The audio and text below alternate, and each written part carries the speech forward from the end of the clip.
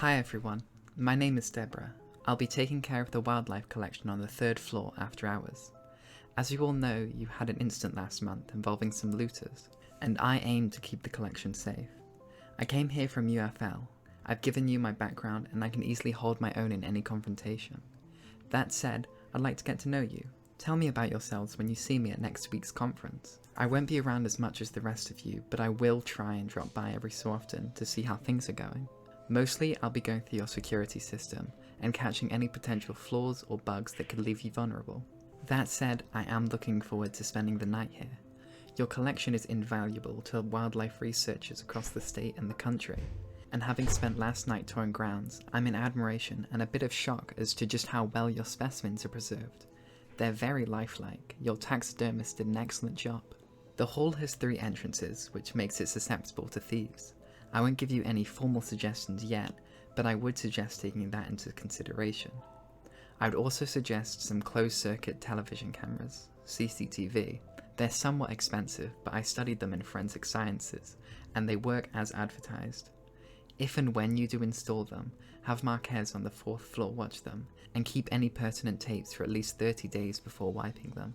While this is my first assignment, I take my duty seriously, and I hope that whilst I'm with you, I prove my full potential.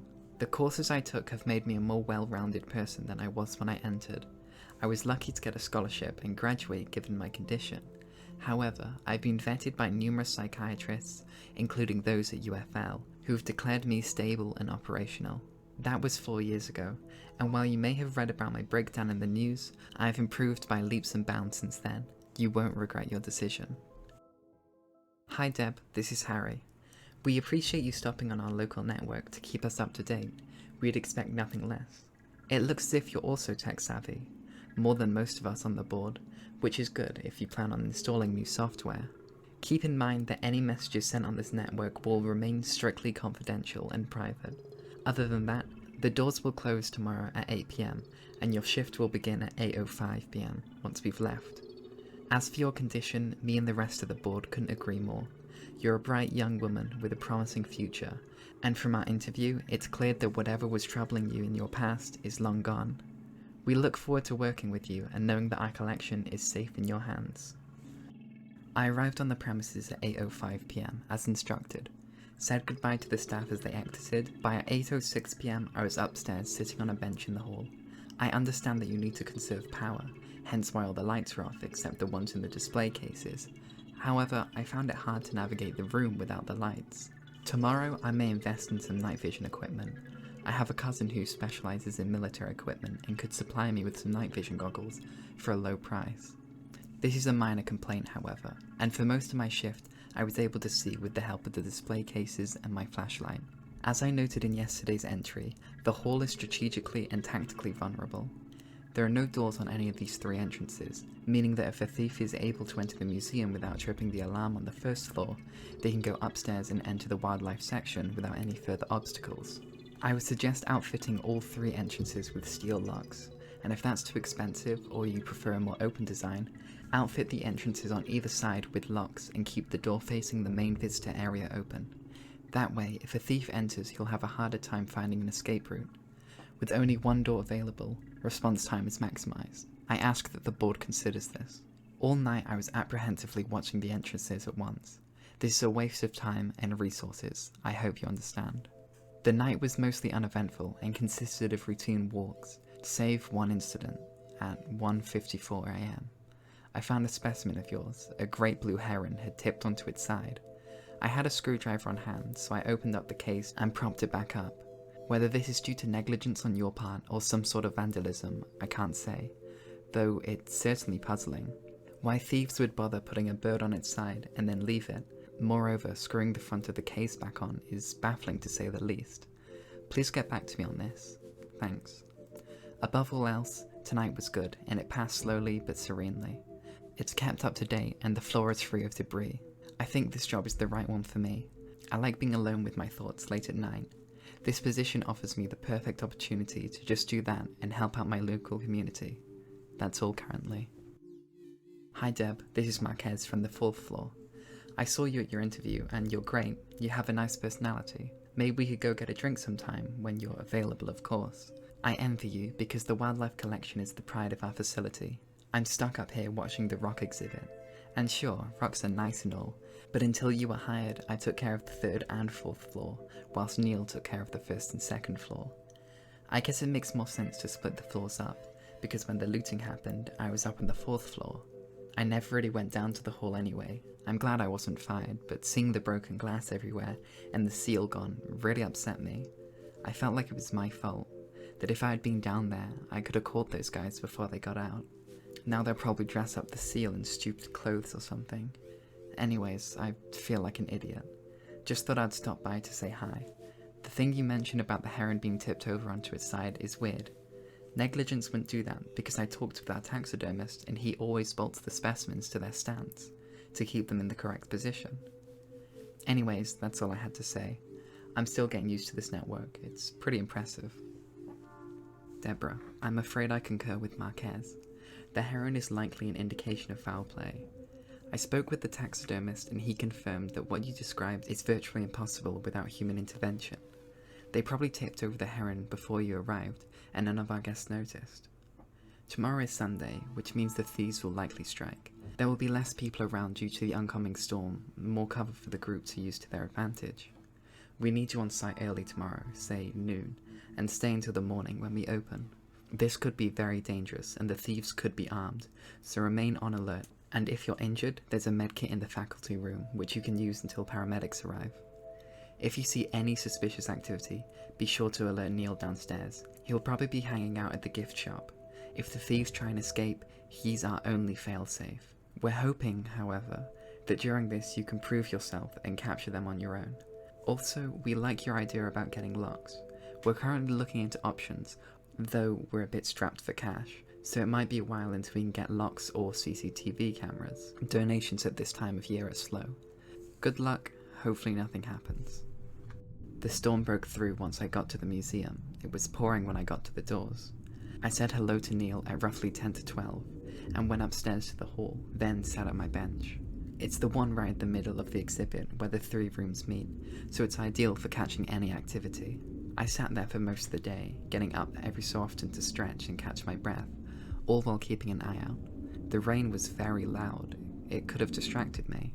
Once you have cameras and doors installed, you might want to get some soundproofing. Not only would it make it easier for me to concentrate, but it would also ensure a more pleasant tour for your guests. I know my suggestions may be getting somewhat expensive here, but when you run a museum, things can get pretty expensive. I brought a sandwich with me, and at 6 PM I went down to the 2nd floor to get a drink from the soda machine. Neil was nowhere in sight. The lights in the meeting room and the faculty room were both off.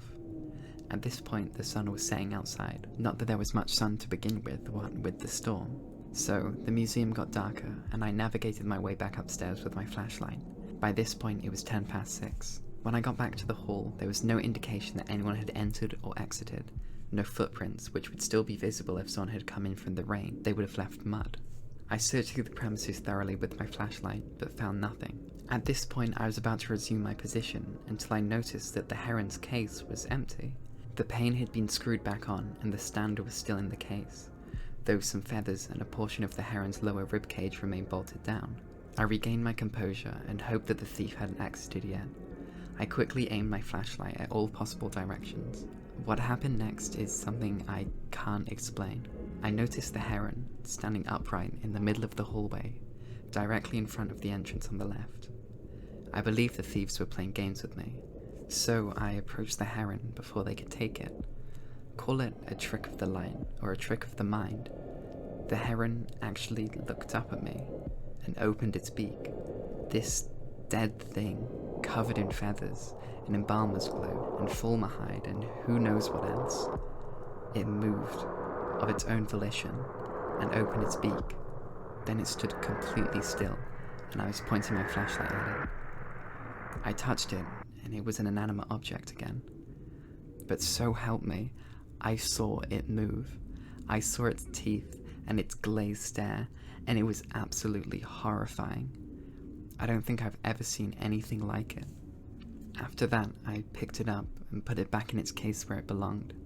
I don't like looking at it anymore, but provided it wasn't stolen and nobody came in for the remainder of the night, I'm at least happy I didn't get shot. I guess maybe I would have been happier if I had been shot. This thing is horrible, and it looked up at me and opened its beak. I know this sounds crazy, but it's exactly what happened. I'm typing this and I know it sounds crazy. If you don't want to believe me, then scratch that from the record, but that is my record of events. The night I spent alone at the museum with that thing in its case was an ordeal. I was happy to get out when the sun came and the clouds dissipated. I like this job, I really do, and I'm glad I was able to keep your animals safe, but I may need a day off. Probably imagine the whole thing. Being alone for extended periods of time can do that to a person. I read about it. Neil here. I can confirm around 6 o'clock last night I heard the soda machine. I was about to go up and check it, but when I looked over to the rails I saw it was just Deborah, so I relaxed and went back inside the gift shop. Harry, we're out of colouring books again. Be sure to call supply and get them restocked. As for the Heron, I can't vouch for that. At 6:10 I was using the restroom. It all sounds pretty crazy, but if we're going with a logical progression of events here, my guess would be that the thieves had opened the case and removed the Heron whilst Deb was at the machine. Then they heard her coming back and dropped the Heron on the floor where Deb found it. And I didn't notice them leaving because, like I said, I was in the restroom during that period of time where they would have been running out. I checked the front door and it was locked, but they could have fixed it to look that way. Otherwise, we go with Deb's version of events, where the Heron magically unscrews the case from the inside, screws the case back on with its magical feathers, walks out for no other reason to scare her, and then turns back into an inanimate object. I respect you, Deb, but I can't in good conscience put that down in the record as the way things happened. I wasn't there, of course, but that's impossible. Maybe, like you said, it was a trick of the light or something similar. After all you had was a flashlight, and I've been up there a couple of times after hours too. It's hard to see things. That's how I figure it, a typical break-in. Thieves were so scared they left without the goods. Maybe it was the same the first time when Deb found it on its side. Normal vandalism. Hope you're doing okay, Deb. Maybe try some yoga or something. Anxiety is a normal part of the job. I get the creeps sometimes when it's late and the shadows play tricks on my head. Whole museum turned into a goddamn sideshow. You'll learn to cope with it in time. I find unlikely that if they had taken the Heron, they would bother screwing the front of the case back on, especially since they could have just broken the case and gotten it out whilst Neil was distracted and Deb was coming up with her drink. Something isn't right here. I'm not saying your version of events is wrong necessarily, Neil, but it's a little reductive and you are being a little dismissive of Deb's eyewitness testimony. I trust her and she has a good head on her shoulders. Hey, just so we're on the same page, a member of the board went and brought a CCTV system today. It'll be installed by the time you three get here. It switches up regularly, and we'll be running them while the museum is open and see if we can spot any suspicious activity. Whoever took the Heron has clearly been scoping out the rooms and making detailed plans to be able to run past Deb and Neil. So we're going to run the system during opening hours and scan the crowds. Marquez, you won't be on the 4th floor, you'll be in my office. The screens are hooked up there. Good luck. Deb, I can't believe you when you said the Heron looked at you. Dead animals just don't do that. Not going to mention that in my report to law enforcement. Just gonna mention that there's been some suspicious activity. No looting. Are you sure you'll be able to handle your shift tonight? Is it getting too stressful for you? If you want, I can offer you an absence. Heck, maybe even paid leave. If there's anything you want, don't hesitate to let me know. We all get a little overworked sometimes. No, but thanks for the offer. I'll be there tonight. Up here in the control room, you did a good job, Harry. We have live feeds of the gift shop, the wildlife hall, the rock exhibit, and the staff rooms, plus some hallways. Wow, if you got more of this, it could practically replace my job, and I wouldn't have to walk around anymore. It's amazing. Like Deb instructed, I'm going to keep the tapes for 30 days before wiping them with new footage. Comb over every recording for anything important, and every 120 minutes I put a new tape in. The museum is packed today. It's like Where's Waldo in here. Any of you know that one? My niece is really into it. Anyway, there are a few guys who go around the wildlife hall, look around. They look kinda shifty, but I don't think they're up to much. And it doesn't seem like they're working in tandem, which is what we would expect. Multiple guys, one to open the case and one to steal the bird. There's also a lady leaning against the wall on the 2nd floor and looking from side to side. She looks kinda guilty, but she's just sightseeing probably. Hard to tell with all these crowds moving around. We'll keep you posted if I notice anything else. Taking a few minutes off to write this in the faculty room, Deb called me up a while back to look at something. Once again, she seems on edge. It's not as rainy tonight, but it's not exactly the most peaceful of conditions outside. And in addition to that, I'm actually starting to believe her. She's still on duty and didn't want to come down here to type this, so I've taken it upon myself to set the record straight. When you come in tomorrow, Harry, to open up shop, you're going to notice the Heron case is broken. Broken glass all over, with the Heron still inside. I don't think she did it, she assures me she didn't, but I've also scoured the grounds to look for intruders and there are none. And to make matters worse, the front door is locked as ever. It takes some real lockpicking skills to relock a door in 5 seconds. I'm supposed to be watching things downstairs, so I can't explain everything right now, but I assume Deborah will be on here later to explain, and she can probably explain it better than I can. I don't know what's going on, and I really don't want to know at this point. Neil, are you still there? If you are, and you see this, please call me so we can talk privately. I'm at home and have questions. Hang on guys, I saw what happened. I've been up here in Harry's office the whole time, and I saw what happened. I know things are falling apart, so if you'd let me explain this for the record, this is what the tapes show. At 11:23 PM, Deborah is sitting on her bench in the middle of the hall. At this point, she hears a noise or something in direction of the Heron, so she goes and checks it out. We don't have a camera installed over the Heron's cage, unfortunately. All we have is one over the middle of the exhibit, but even so, it has a pretty wide range. So she comes back a little later, about 11:30. She's kind of staggering forwards as if she's injured, but there's no blood. She goes to the main entrance, I assume to call Neil up, and they both walk back in and go towards the Heron. Then they start fighting and he walks out. Right now, it's 11:34 PM. She's sitting on the bench there, not moving. Like I said, I didn't see any blood, but I could be wrong. Could be shock. Whatever she saw was serious. I may have missed something here because I've got to hurry and see if she's okay. We'll report back in a little, and Harry, you can play the tape back if you don't believe me. That's exactly how it happened. Hello. I feel like I owe everyone an apology. Marquez talked to me for a while to make sure everything was okay and walked me down to the faculty room to write this. Set your mind at ease. Harry, I don't know if I can do this. What happened here tonight has got us all scared out of our minds. Neil is back in the corner being Neil, looking out the door every so often. We seem safe, there isn't anybody outside. This is what happened. I don't know if you'll believe me, Harry, but this is how it happened. If you're at home, mix yourself a drink, because what I'm about to say, you'll need it. I got here at 8 PM and walked up to the exhibit, saying hi to Neil as I came in. He was apprehensive, but I told him I'd be fine. This time I brought some wires and a spring-based mechanism. It's an old technique, but it works. If you put up a wire and somebody trips it, you'll know when someone is there with you. I set the mechanism by the main entrance behind the potted plant and put the wire up where I could watch it. It's a shame I didn't have 3 of them, but hey, you still haven't installed locks on the other 2, so I had to make do with what I had on hand. You might not know this, Harry, but even though we try our best, we're also susceptible to fear.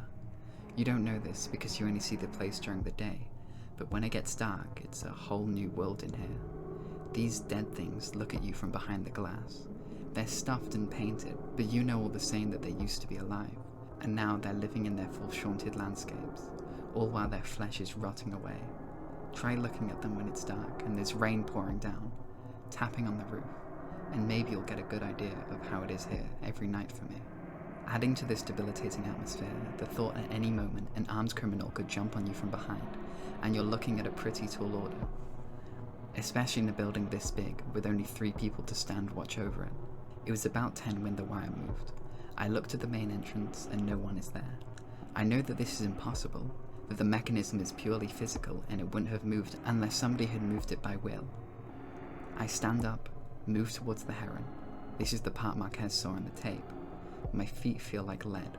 Whether that's because I'm really scared of the bird or I'm scared someone will take it is insignificant. Really, the fact is the wire had moved and nobody had moved it. So I get up and walk towards the case, and sure enough, the Heron is out again, and the glass is staring back at me. Blank and unbroken. The emptiness of the area is really starting to get to me. I'm sweating bullets by now, knowing that that thing could be in here with me. Not only in here, but out of its case. I turn around and it swoops right by me. Its wing gets real close to my face, and at this point, I fire off a load of bullets. 3, I think. The thing keeps flying at me. It goes back, and it comes right towards my face, making this horrible sound. Its talons ready to pull my hair out. I shoot it again, twice. It falls to the floor and twitches as it lies there. At this point, I noticed that one of the first 3 shots broke the Heron's case. The other 2 got lodged in the ceiling. That's the point where I leave things on the ground and go get Neil. That's how it happened, Harry, verbatim. I shot the fucking thing. It attacked me. When Neil and I got back to the exhibit, it was back in the case. Probably walked and sat on the goddamn perch all by itself.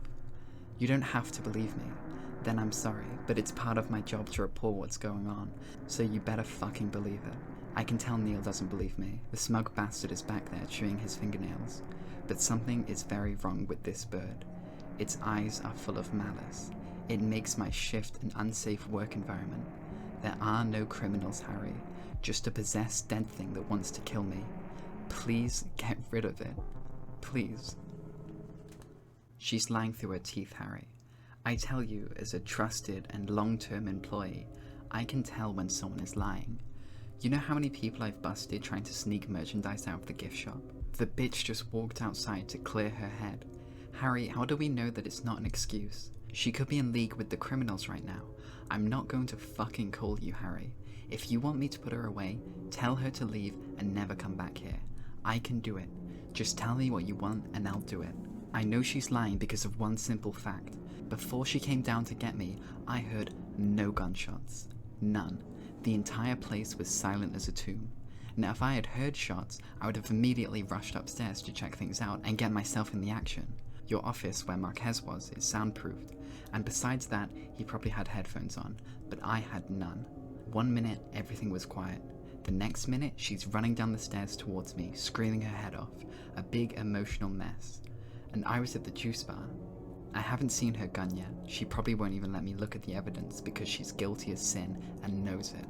But if I did know what I would find, 6 bullets and not a single one fired. This is because there is no possessed bird. It's all in her head, Harry. The woman isn't right in the head. Anyone can see this from a mile away. Her eyes are crazy. She gives me the fucking creeps. Insane. What I say happened is she had a panic attack, went schizo mode, and now she's making this story about the bird up to cover herself. The glass is thin enough to break with your hand, or she could have pulled her gun out. I probably wouldn't have heard that all the way downstairs. But you can bet your ass I would have heard gunshots. Harry, there weren't any. She's insane. That's all there is to it. There'll be no need to check her gun, Neil. I've dialed the sheriff's office up, and they should be there in a few minutes. I'm driving there myself, and I should be there by 4. Hopefully we can get this all under control before we open. I believe you, Neil. Deborah is a danger to herself, and we shouldn't have trusted her. The police will be combing the woods for her. She's probably escaped, and within a week, posters of her will be up. The sheriff told me that she's a repeat offender, and that she's been known to take antipsychotics under the table. I wish we had vetted her background a little bit more, but everyone makes mistakes. Right now, Neil, go upstairs and watch the wildlife hall. Stay there until the police arrive. Thanks for bearing with all of this. I know it's been hard for you.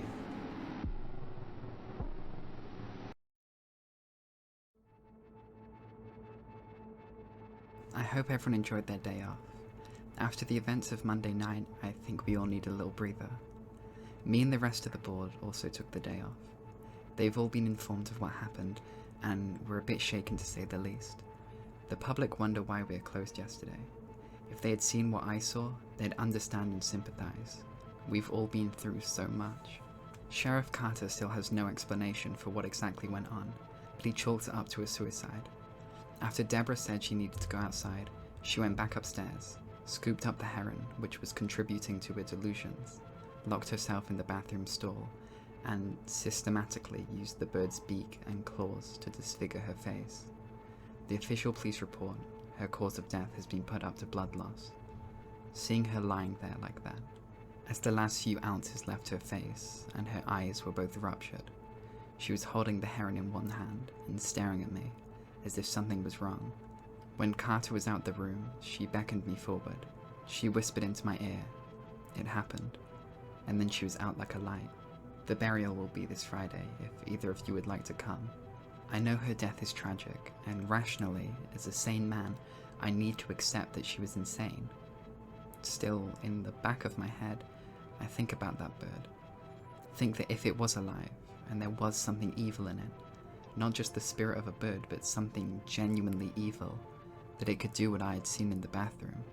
It could be full of such violent rage that it could rip off chunks of flesh with its beak, sinew from sinew with those talons. The heron was still as it has always been, but dear God, something about it didn't sit right with me. I'm not one given to philosophy or spiritual matters though, and they would never put that in the police report. If either of you were wondering, I spent my day off in the park, looking at the clouds. I saw some birds take off from the swamp, migrate under the sunset, and after that, I wanted to leave because it was getting dark. I may never look at wetland fowl the same way again. I know her story is inaccurate, I know that, but I won't be visiting the wildlife hall anytime soon, and if I do, I definitely won't be looking at that heron. If I do, I have this fantasy about getting as mad as her, falling into those glossy pupils, the thing may have the blood cleaned off, but all the same, I still won't be able to remove the image of her cold hand clutching it by its feet, gripping onto them like she was in a mortal struggle, knuckles in a rictus phase. I can't ever put that out of my head. Is that irrational? I guess. I guess it is. I guess in some ways, everyone is a little irrational. I wish you all the best of luck.